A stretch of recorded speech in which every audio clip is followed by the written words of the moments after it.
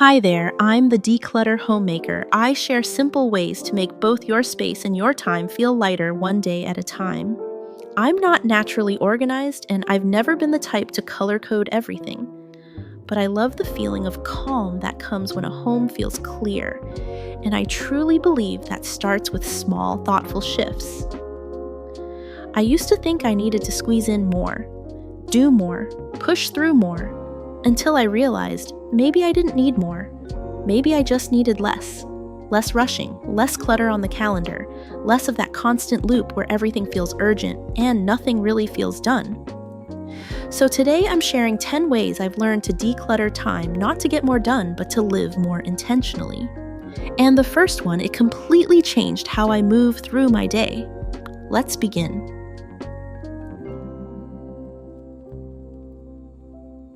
Let's start with the first tip, and honestly, this is where I think we all need to begin by seeing where our time is actually going. There was a time when I ended each day completely drained, but couldn't quite explain what I'd done. I wasn't lazy, I was busy all day, but I still felt like I wasn't getting anywhere. So I did something simple. I tracked my real time, not just my meetings or chores, but everything. From the moment I woke up to when I finally went to bed. The 12 minutes of scrolling in the car before going inside, the quick reply that turned into 30 minutes of back and forth, the task switching that left everything half done. No judgment, just notice, because you can't declutter what you don't even see. That one small habit, just writing it all down, gave me back a sense of control, not because I magically had more time, but because I finally knew where it was leaking out. Once I saw it clearly, I could start choosing what stays, what is going on, and once you get even a little clarity like that, don't be surprised if you start looking at other spaces differently too, like that one place that collects the most mess and the most guilt. Yeah, we're going there tomorrow. You won't want to miss it. All right, now that you can see your time, let's talk about how to organize what's living in your head. That's where the second tip comes in.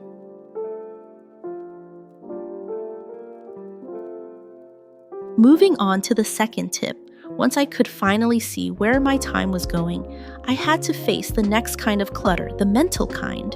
You know that feeling when your brain's just full. Not because you're doing too much, but because you're holding too much. That was me constantly jumping between tasks, forgetting little things, replaying to-dos in my head, just to not lose track.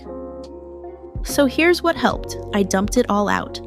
Not just tasks, but everything, half-thoughts, errands, reminders even that don't forget the soy sauce note that haunted me at bedtime. Write it all down, then sort it into 3 buckets. Takes under 10 minutes, needs 30 to 60 minutes, bigger project stuff. This tiny system took the pressure off instantly, because once I saw how quick some things really were, I stopped postponing them for days. Something that felt like a mountain in my mind was actually just 5 minutes of sending an email. And the longer tasks, at least now I knew what I was saying yes to when I scheduled them. Your mind feels calmer when it doesn't have to hold everything. And once you've cleared that space, the next step is learning to protect it. Because not all requests deserve a spot on your list. Let's talk about that next.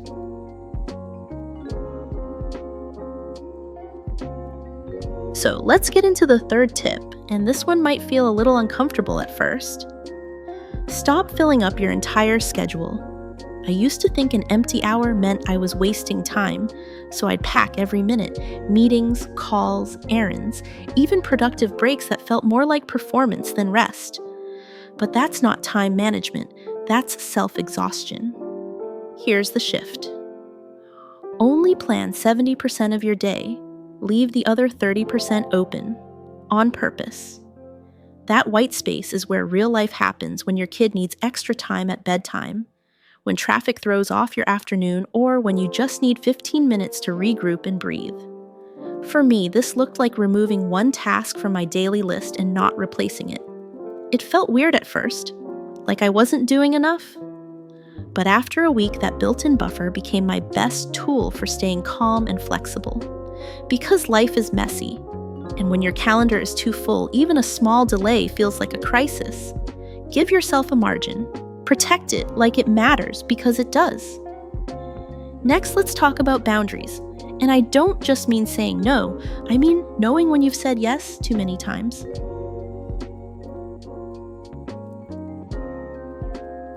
Okay, we're on to the fourth tip, and it's a tough one for women who always carry too much. Set clear work boundaries and actually keep them. It's not just about the job title or office hours. It's about the invisible ways work creeps into every corner, replying to emails at 10 p.m., checking notifications while cooking, or saying yes to a meeting that makes you sigh before you even join.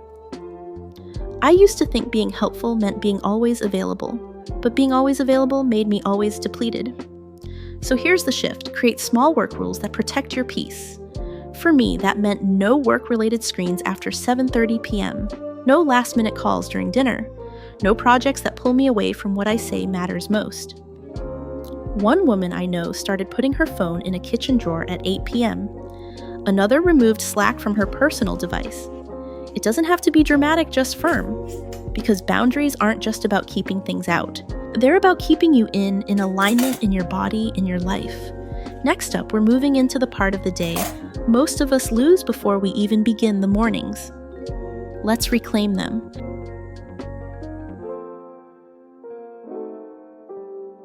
Following that, we come to the fifth tip, and it's probably my favorite: win back your morning before the world gets to it. If your day starts in chaos, chances are it'll stay that way. I used to wake up and instantly check my phone.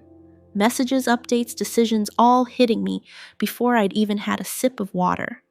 That's not starting the day. That's surviving it. Here's what changed. I now give myself the first 30 minutes. Just me. No work, no kids, no news. Just slow coffee, a little breathing, sometimes journaling. It doesn't need to be aesthetic, it needs to be yours. One of my go-tos, I light a candle while the house is still quiet. That tiny ritual tells my brain you're allowed to be here before doing anything else. If mornings are rushed for you, even 10 minutes helps. Set your alarm just a little earlier, not for productivity, but for peace. Because when you start with stillness, the rest of the day feels less urgent, less demanding. And next, let's stay in that calm momentum and talk about the power of starting small. Really small.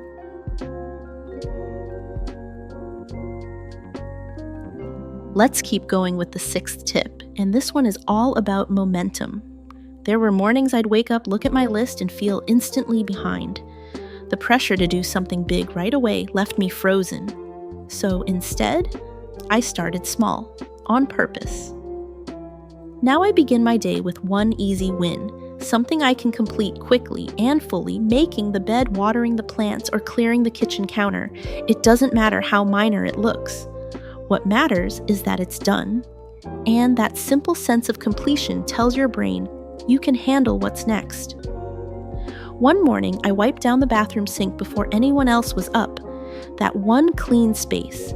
It made me feel like I had a head start before the day even really began. It's not about hustling early. It's about choosing your first move gently and intentionally. Because when you start with one clear action, the rest of the day stops feeling like a mountain. And next, we're going to talk about one of the hardest things for people pleasers: how to say not now without guilt.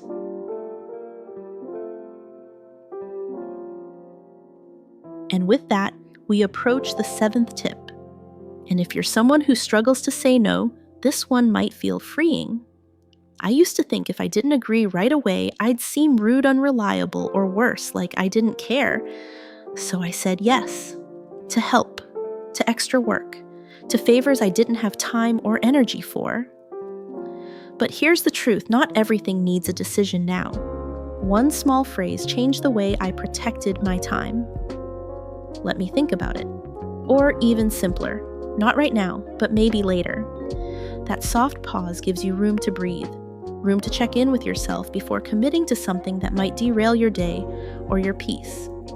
A real example: I used to accept last-minute weekend plans out of guilt. Now I say, that sounds fun, I'll let you know by tomorrow. And most times that pause is all I need to realize I'd rather rest. It's not rejection. It's respect for your own rhythm. And when you stop reacting out of pressure, you start responding from clarity. Speaking of clarity, let's clear the digital clutter next, because the device in your hand might be stealing more focus than you think.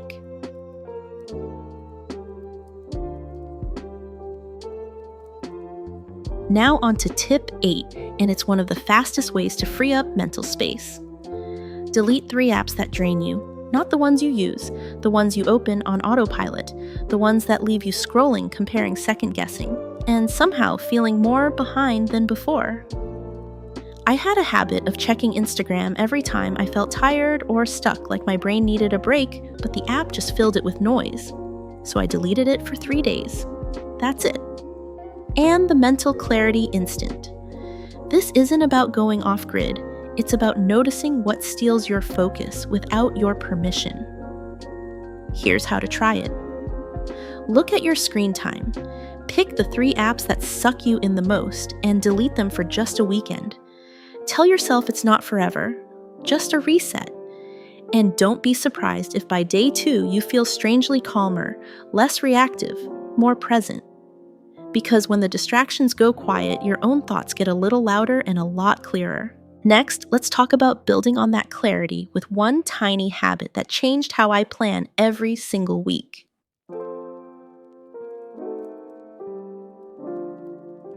Up next, we have the 9th tip, and it's a habit that quietly changed everything, doing a gentle weekly time review every Sunday. No color-coded planner, no 10-step productivity ritual, just you, a quiet moment, and a chance to ask what actually worked last week and what just wore me out. Here's how I do it. I took 5 minutes to jot down 3 things that felt effective where my energy flowed naturally. Then 3 things that drained me, the things that felt way harder than they needed to be.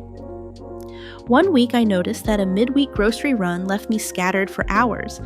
I moved it to Sundays instead, problem solved. Another week I realized I was overcommitting on Thursdays. Just naming it helped me stop repeating it. This practice isn't about judgment, it's about clarity. When you can see your patterns, you can gently adjust them before burnout hits. It's a small, steady act of reclaiming your time, of choosing how you want to feel at the end of the week, not just what you want to get done. And speaking of feeling stuck, sometimes the best way to get back into flow isn't about time at all. It's about changing what's around you. Let's talk about that in the final tip.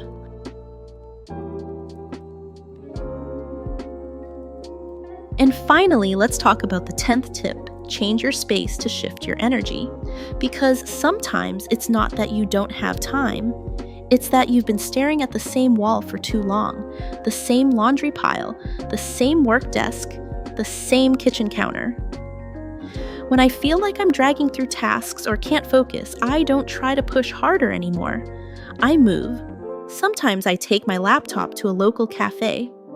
Other days I just move from the kitchen table to the couch, or take 5 minutes to open a window and breathe. Even shifting your angle, turning your chair to face a different direction, can change the way your brain engages. Last week, I lit a candle and played soft music while folding laundry. It felt completely different, not a chore, but a choice. The goal isn't productivity, it's presence. And when your environment supports your energy, everything else flows easier. So if you felt heavy, foggy, or stuck, try changing your scenery before you change your schedule. And tomorrow we're going even deeper into the place most of us avoid, the kitchen. Let's just say, there's a reason so many of us feel overwhelmed when we open a drawer. You don't want to miss it.